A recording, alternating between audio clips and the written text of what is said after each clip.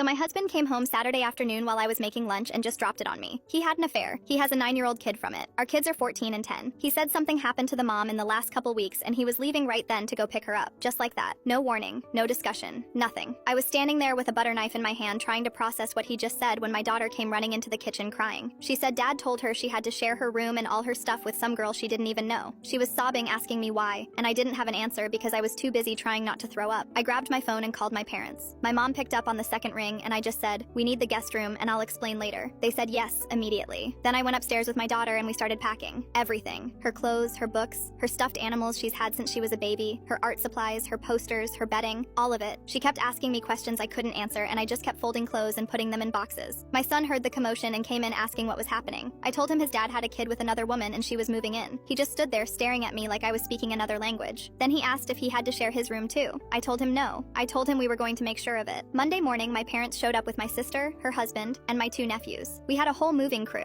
We took every single thing that belonged to my daughter out of that house. Her desk, her bookshelf, her beanbag chair, even the little lamp on her nightstand. We cleared out her entire room and left it completely empty. Not even a hanger in the closet. Then we put locks on my bedroom door and my son's bedroom door. Heavy-duty ones. The kind you need a key for. My dad installed them himself and gave me both sets of keys. We moved all my husband's stuff from our bedroom into the 4th bedroom he used as his home office. His clothes, his laptop, his books, everything. Piled it all in there. My daughter is staying at my parents' place now in their guest room. It's a 2-bedroom condo, so it's tight, but she's safe there and she has all her stuff. My son and I are still at the house because I'm not leaving. This is my house too. I've been here for 16 years. Yesterday evening, my husband came back with her. This girl. She looked cold and confused and I felt bad for her for about 3 seconds until I remembered why she was here. He walked in and saw the empty room and just lost it. Started yelling about where everything went and how was she supposed to sleep with nothing. I told him that's not my problem. He said I was being cruel. He said she's just a kid and she didn't ask for any of this. I said my daughter is just a kid too, and she didn't ask to share her entire life with a stranger because he couldn't keep it in his pants. He said the girl doesn't have winter clothes. She's from somewhere down south where it doesn't get cold like it does here. He said she needs stuff and I needed to have my daughter share. I laughed. Actually laughed right in his face. I told him he should have thought about that before he decided to blow up our family. This morning he cornered me in the kitchen before I left for work. He was still going on about it, saying I was being heartless and making this harder than it needs to be. He said his daughter needs things, and my daughter has plenty. I told him his daughter is not my responsibility. I told him if he wanted to bring another kid into this house, he should have planned better. Maybe asked his affair partner to pack a suitcase. He called me cruel again. Said I was punishing an innocent child. I said no, I'm protecting my innocent child. The one who didn't ask for her dad to cheat and bring home a half-sister she never knew existed. The one who was told she had to give up her space and her stuff without anyone even asking her how she felt about it. My son heard us arguing and came downstairs. He looked at his dad and said he's glad we put locks on the doors. My husband just stood there staring at both of us like we were strangers. Then he grabbed his keys and left. Didn't even say where he was going.